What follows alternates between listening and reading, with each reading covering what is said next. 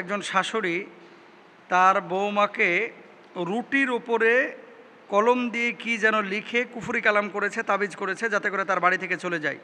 শুরুতে কিছু আরবি লেখছে রুটির ওপরে, রুটিটাকে প্রথমে গরম করেছে, তারপরে আরবিটা লিখছে, লেখার পরে এই যে আরজু, রশিদ, বারিক এরকম নাম লিখছে দেখেন। আর ওপরে লিখেছে মোহাম্মদ, আহমদ, এরকম কি যেন আরবি সংখ্যা স্পষ্ট করে লেখে নাই। পরবর্তীতে তিনি হোয়াটসঅ্যাপে ছবিটা পাঠিয়েছেন আমাকে, এবং উনি 4টা নাম এখানে লিখে পাঠিয়েছেন যে আরজু, বারেক, মমতাজ, রশিদ, রুটির উপরে লেখা ছিল।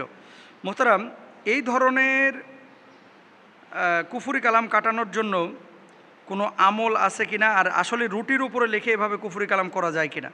বাংলাদেশে এই ধরনের কাজ যারা করে, বুঝে শুনে কেউ যদি কুফরি কালাম করে, ওর ইমান থাকবে না, ও কাফের হয়ে যাবে। জোরে বলেন একবার নাউজুবিল্লাহ। এখন শাশুড়ি করুক আর শ্বশুর করুক, এই কাজগুলো যারা করে এরা মুসলমান না, প্রকৃত মুসলমান না, এটা হারাম। আল্লাহর হাবিব সাল্লাল্লাহু আলাইহি ওয়াসাল্লাম নিষেধ করেছেন। আল্লাহর হাবিব সাল্লাল্লাহু আলাইহি ওয়াসাল্লাম বলেছেন 4 শ্রেণীর মানুষকে আল্লাহ সুবহানাহু ওয়া তাআলা বিনা হিসেবে জান্নাতে দাখিল করবেন ঈমান আনার পরে। যারা গণকের কাছে যায় না, যারা জ্যোতিষীর কাছে যায় না, এই ধরনের কুফরি কালাম করে না, যারা অশুভ লক্ষণ বিশ্বাস করে না, যারা দাগ কেটে চিকিৎসা গ্রহণ করে না, যারা আল্লাহর উপরে তাওয়াক্কুল করে। ওয়ালা রব্বিহিম ইয়াতাওয়াক্কালুন, স্পষ্টভাবে আল্লাহর হাবিব বলেছেন।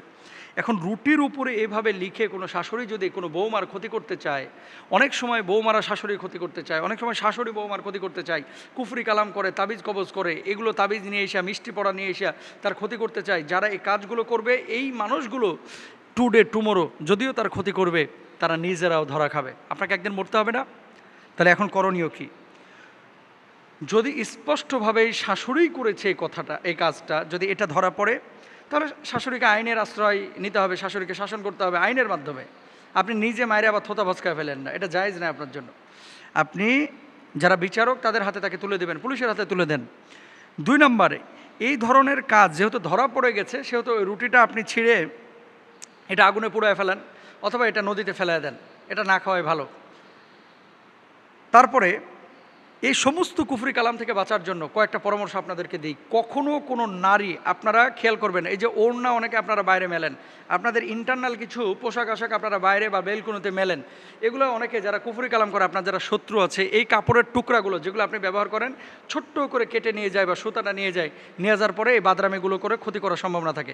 এই জন্য কাপড় চুপড় এগুলো সেফ জোনে মেলবেন, যেই জায়গাটায় আসলে উন্মুক্তভাবে কেউ যায় না, মানে আপনার কাপড়টা নিয়ে কেউ ক্ষতি করতে পারবে না। অনেক সময় মেয়েরা মাথার চুল এটাকে খুলে কি করে, যেখানে সেখানে খোলা, মানে কি বুঝেন নাই, চুল আঁচড়াইতেছে, চুল কিছু ঝরে পড়ে, এগুলো গোল করে ওই এক জায়গায় গুজিয়ে রেখে দেয়।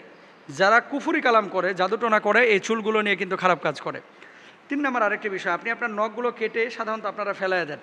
যদি কেউ ক্ষতি করতে চায়, আপনার নখ নিয়ে কিন্তু ক্ষতি করতে পারবে। আল্লাহ রাসূল সাল্লাল্লাহু আলাইহি ওয়াসাল্লামের নিজের ক্ষতি করেছিল, যার পরিপ্রেক্ষিতে আল্লাহ সুবহানাহু ওয়া তাআলা 2টা সূরা নাজিল করেছিলেন। নবীজি অসুস্থ ছিলেন প্রায় 6 মাস, খেয়াল করেন, সারাক্ষণ মাথা ঘোরায়, শরীর ব্যথা করে, শরীর মেজমেজ করে, কোনো রোগ ধরা পড়তেছে না। ওহী মারফত আল্লাহ তাআলা জানিয়েছিলেন যে আপনাকে এরকম জাদু করা হয়েছে।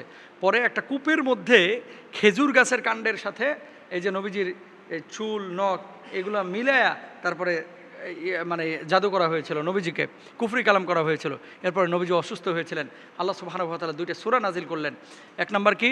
সূরা ফালাক। 2 নম্বর হচ্ছে সূরা নাস, কুল আউযু বিরাব্বিল ফালাক মিন শাররি মা খালাক ওয়া মিন শাররিন নাফাসাতি ফিল উকাদ ওয়া মিন শাররি হাসিদিন ইযা হাসাদ। সূরা ফালাক নাস আপনারা সবাই পারেন।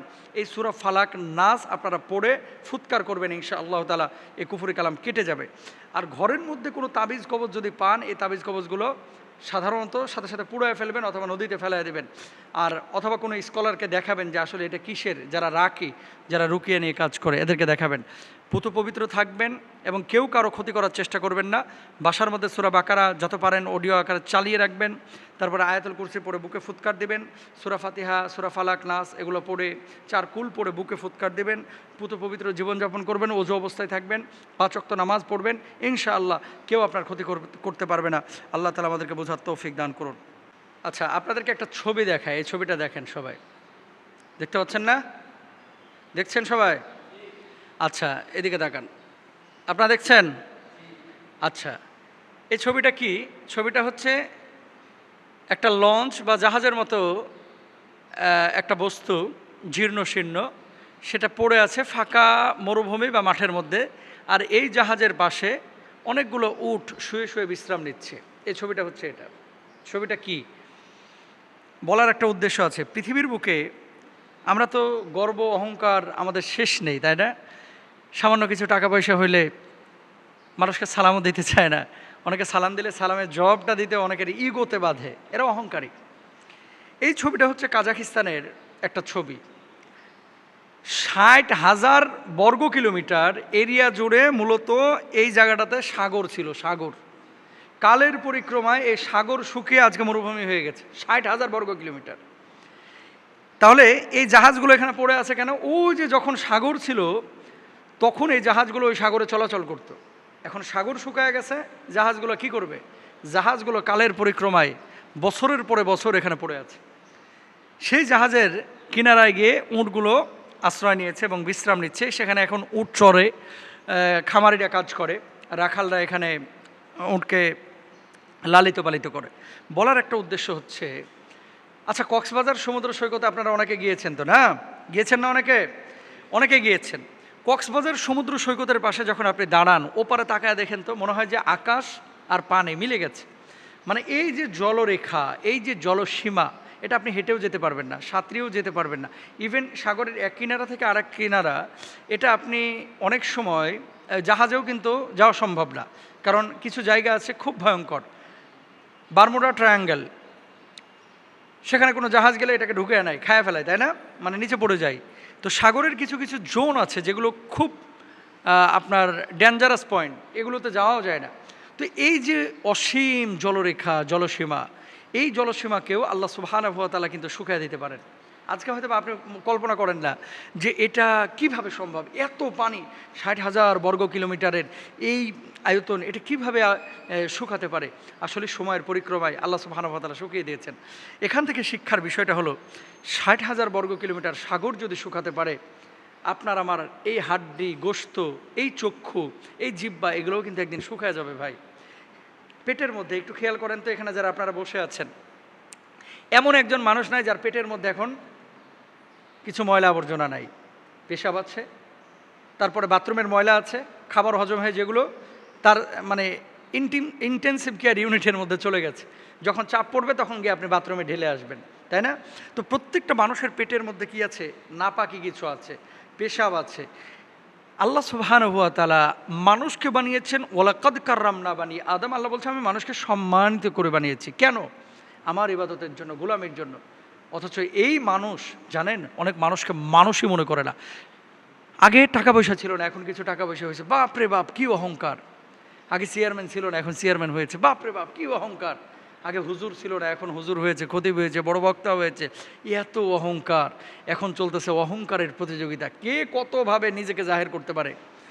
ভাবিরা দুইজন বসলেই বাস, আমার মেয়ে এটা করেছে, আমার ছেলে এটা করেছে, আমার ছেলে কানাডায় গ্রিন কার্ড পেয়ে গেল, আমার মেয়েটা এটা হয়ে গেল, আমার ছেলেটা ঢাকায় এরকম চাকরি করে। একটা বড়ত্বের প্রকাশ। মানুষ কখনো ভাই এগুলো করতে পারে না। মনে রাখবেন, বড়ত্বের মালিক যিনি, একমাত্র আমার আল্লাহ সুবহানাহু ওয়া তাআলা। ইন্নাল্লাহা লা ইউহিব্বু মান কানা মুখতালান ফাখুরা। আল্লাহ সুবহানাহু ওয়া তাআলা অহংকার, তাকাব্বুরি, বড়ত্ব এগুলোকে পছন্দ করেন না।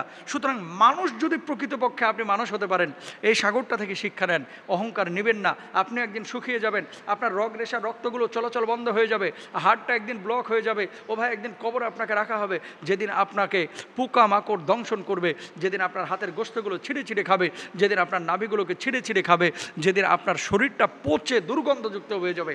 সুতরাং মানুষ কখনো অহংকার করতে পারে না। আল্লাহ তাআলা আমাদের শেখার তৌফিক দান করুন।